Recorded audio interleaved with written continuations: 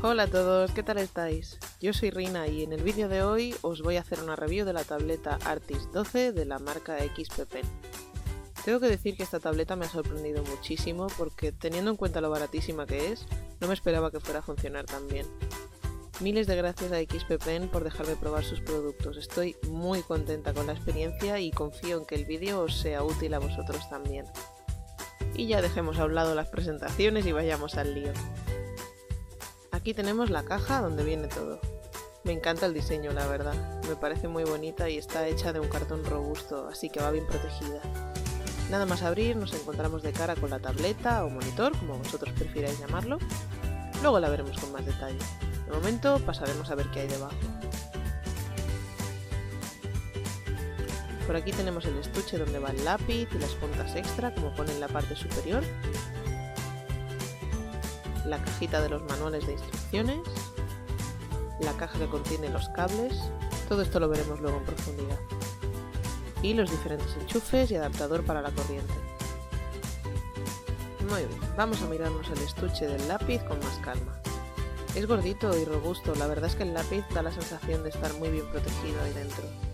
Vamos a desenroscar la parte de abajo a ver qué nos encontramos. Pues tenemos un lápiz libre de baterías, con lo cual no tenemos que estar cargándolo cada X tiempo, y con forma hexagonal. Esto me ha hecho mucha gracia, es el primero que veo así. Recuerda bastante a un lápiz tradicional. Tiene un botoncito configurable y una goma en la parte de atrás. La parte que hemos desenroscado además se puede usar como un stand para aguantar el lápiz cuando no lo estemos usando. Muy práctico todo. Veamos ahora el otro extremo, el de las puntas de recambio. Efectivamente, ahí vienen bien guardaditas para que no se rompan ni se pierdan. Y el agujerito ese del centro es el que usaremos cuando tengamos que cambiarlas. ¿Y qué había en la cajita de los manuales? Pues un trapito para limpiar la pantalla cuando se nos vaya poniendo guarreta. Un práctico guante de 2 dedos para evitar ensuciarla en exceso. Cabe decir que creo que es de tamaño medio. Si tenéis manazas grandes como las mías puede que os vaya más entallado. El manual de instrucciones en varios idiomas y que recomiendo que os leáis, por favor. La garantía, que creo que cubre año y medio. Y un librito de agradecimiento donde podéis ver otros productos de esta misma compañía. Venga, va, que solo nos queda la caja de los cables. Aquí el cable 3 en 1, con el HDMI en un extremo y el USB, el de la fuente de alimentación y el que irá hasta la tableta en el otro lado.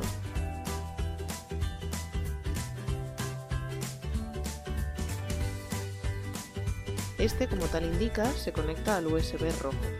Es el que proporcionará electricidad a la tableta para que pueda encenderse y esto me parece digno de mención porque creo que es muy innovador. Se puede enchufar al ordenador directamente como un segundo USB. Es decir, si andáis faltos de enchufes, sabed que esta tableta se puede alimentar de la misma energía que produce el ordenador en vez de tener que enchufarla a la corriente. Y el último cable que nos queda es el adaptador de HDMI a Mac. Sé que más de uno agradecerá que esto venga incluido. Aquí la tableta entera. Tiene un diseño simple y es súper fina y muy ligera. Sus 6 botones customizables para los atajos, más una barra táctil que podemos configurar para hacer zoom, subir y bajar o cualquier otra opción que a vosotros os parezca mejor. En el lateral, junto a los atajos, tenemos el enchufe donde irá el cable 3 en 1, el botón de encendido y apagado y los botones para regularle el brillo. Ok, pues siguiendo las instrucciones del manual, después de enchufar todos los cables, nos vamos a la página de XP Pen y nos descargamos los drivers desde la pestaña Support. Como veis, están disponibles para Windows, Mac y Linux. Y también están disponibles los manuales de instrucciones en PDF por si algún día perdéis el físico. He aquí los drivers una vez instalados. Aquí podemos cambiar el atajo que queremos que tenga el botón del lápiz. Como veis en la lista podemos ponerle clic derecho, doble clic o una combinación del teclado.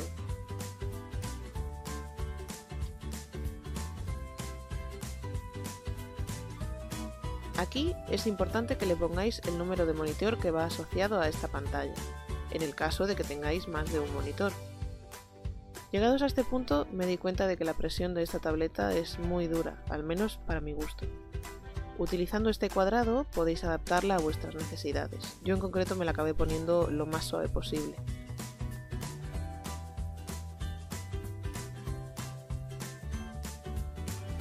Con este botón de aquí llegamos al panel para configurar los atajos de los botones de la tableta.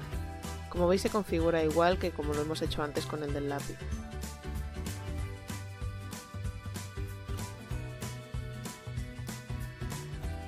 Vámonos ahora al botón Configuración del monitor. Aquí podemos trastear con los valores de los colores y la luz de la tableta. Tal como me ha venido de fábrica, creo que ya tiene unos valores muy acertados, la verdad. Son parecidos a los de la Cintiq. Que no os engañe la miniatura de la esquina, la cámara lo ha captado todo con unos colores mucho más brillantes de lo que son en realidad. De todos modos, si tuvierais que cambiarlos, solo hay que ponerlo en modo usuario e ir moviendo las barras de rojo, verde y azul a vuestro gusto. Voy a exagerarlas mucho para que veáis ahí en la esquinita que de verdad el color cambia.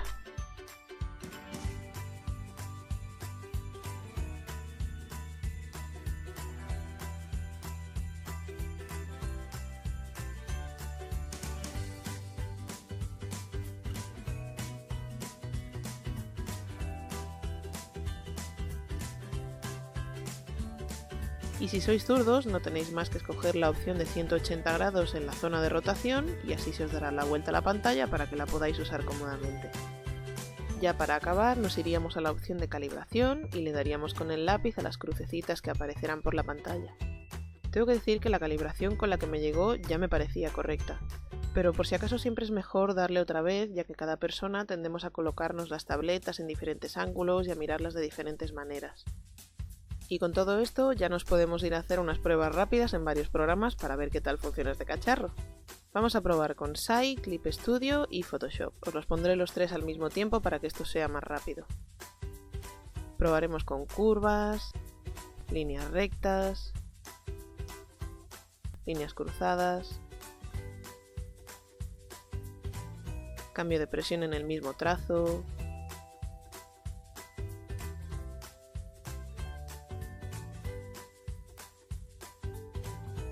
pinceles blandos. En general todo es bastante correcto. Con Photoshop tuve un poco de problema al principio porque el cursor se quedaba congelado y el trazo aparecía varios segundos después, pero posteriormente lo volví a probar un rato más y ya no ocurría nada raro, así que supongo que fue algo puntual de mi ordenador. De todos modos, este lápiz no tiene función de reconocimiento de la inclinación, así que si sois usuarios de Photoshop, dudo que fuerais a utilizar esta tableta para ilustrar. Y ahora ya nos queda lo de siempre. Voy a hacer un dibujillo rápido, en este caso hoy toca un chivito de mi personaje Rina, para probar qué tal funciona de verdad la tableta. Mientras os voy contando los pros y los contras que le he ido encontrando. Como ya he mencionado antes, el lápiz no necesita ser recargado. A mí me gustan más este tipo de lápices porque entonces pueden llevar una goma en la parte de atrás, una herramienta que yo uso bastante. Aunque en este caso ha sido un poco agridulce, porque la goma funciona perfectamente en Photoshop y en Clip Studio, pero en Sai la detecta como un pincel más, con lo cual no borra, sino que pinta. Parece que esto es algo normal, según me han dicho los de XPpen. La goma solo funciona correctamente en X programas, y Sai, por desgracia, no es uno de ellos. Pero bueno, tampoco creo que sea un gran mal porque podemos ponerle la opción de borrador en el botón del lápiz. No sé si me acaba de convencer su diseño hexagonal. Además es mucho más fino y más cortito de lo habitual en estos lápices. Supongo que todo es para que dé más la sensación de que sea un lápiz tradicional. Yo estoy muy acostumbrada al de la Cintiq, que es más gordito y redondito. No digo que fuese incómodo, pero sí un poco raro al principio. De todos modos, XPpen tiene más tipos de lápices en su web con los típicos diseños cilíndricos. De momento ninguno de ellos es compatible con la Artis 12 que yo sepa, pero esto es normal, dado que es un modelo muy nuevo todavía. Me imagino que en el futuro le acabarán sacando alguno que sí será compatible. La fuerza de activación es muy suave, no tanto como la Cintiq, pero casi. Igual parezco una loca comentando este tipo de detalles, pero para mí es muy importante no tener que hacer apenas fuerza para poder hacer un trazo, porque así se me cansa mucho menos la mano. La sensibilidad me parece muy buena, exceptuando que para mi gusto va un poco dura. Tiene 8192 niveles de presión, 4 veces más que la Cintiq 13. Creo que apenas se nota la diferencia cuando pasas de los 2000 niveles, pero en fin, bienvenidos sean todos estos. El Parallax me ha parecido casi inexistente. Yo lo pondría casi al mismo nivel de la Cintiq. El cursor no se desvía apenas, incluso tumbando el lápiz el desvío es bastante pequeño. Para mí es algo importante ya que tiendo a girar mucho el lápiz según los trazos que hago. Y la verdad es que trabajé muy cómoda todo el tiempo con esta tableta. La pantalla mide 11,6 pulgadas. Que no os asuste, parece que es un tamaño muy pequeño y que no va a ser suficiente para dibujar, pero su alta resolución lo compensa. Yo no he notado apenas diferencia de cuando utilizo la Cintiq de 13 pulgadas, la verdad. Igual algunos menús en Photoshop se ven un poco chiquitines, pero si la vais a usar para dibujar realmente no lo veo un gran problema. Más teniendo en cuenta que una vez sabes dónde está cada panel y cada opción, casi ni los leemos, seamos sinceros. Directamente haces clic a ciegas y ¡hala! O vas a base de atajos. Como he dicho antes también, el brillo y los colores me parecen muy buenos, de una calidad muy similar a la Cintiq. La textura, que esto sé que hay gente a la que le importa mucho también. Viene con un protector de pantalla instalado que da una ligera textura de papel, similar a las de la Cintiq. Es decir, no parece que estés pasando el lápiz sobre un cristal. Dicho protector de pantalla también es antirreflectante, pero ojo, creo que esto ya lo he mencionado en alguna otra ocasión. Que estas cosas sean antirreflectantes no significa que vayan a hacer milagros. Si tenéis una luz justo detrás de vosotros al dibujar, como me pasa a mí, algún reflejo que otro va a haber en la pantalla, pero son bastante soportables, la verdad. El hecho de que sea pequeñita, fina y ligera la hace además muy portable, siempre y cuando no contemos los cables. Echo en falta que venga un stand también o una bolsita de transporte o algo así. Todo esto son cosas que podéis comprar por separado desde la web de XPpen.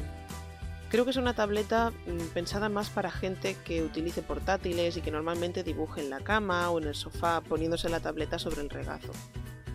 Yo al principio me la puse plana sobre la mesa, pero al final le tuve que poner un objeto debajo para poder tenerla un poco inclinada porque si no se me hacía muy incómodo. Y los drivers me ha parecido que funcionaban muy bien, al menos en Windows 7 y con los 3 programas que he probado. Creo que eso es todo lo que os tenía que contar. De todos modos, si queréis saber algún detalle más sobre la tableta del que no os haya hablado, dejádmelo en los comentarios y en cuanto pueda os responderé. Vamos pues a hacer un resumen y una valoración general. La Cintiq 13 HD ahora mismo ronda unos 800 € según la tienda. La XPpen Artist 12 no llega a los 250 €. Os voy a ser sincera, viendo que cuesta una cuarta parte de una Cintiq de tamaño similar, me imaginé que su calidad también iba a ir por ahí, pero me he llevado una grata sorpresa al ver que funciona realmente bien. Los colores están bien, la sensibilidad podría ser mejorable para mi gusto, pero la calibración es muy buena y esto creo que es una de las cosas más importantes a tener en cuenta cuando queremos comprarnos un monitor interactivo como estos. Así que si estáis buscando una tableta con pantalla chiquitina o barata o ambas cosas, definitivamente recomiendo que tengáis esta como una de las posibles opciones. Y nada, ya sabéis que si tenéis cualquier duda me podéis dejar un comentario. Por hoy ya me despido. No sin antes recordaros que dejéis un like a la review si os ha parecido útil y le deis al botón de suscribiros y a la campanita para no perderos nada de lo que suba a mi canal. Y si os gusta ver bocetos y tener acceso a mi contenido con mucha antelación o acceso a mis archivos de Photoshop con sus capas y todo, echadle un vistazo también a mi Patreon. Tendréis el link justo al final del vídeo y en la cajita de la descripción. Nos vemos, gente. Cuidaos mucho. Hasta otra.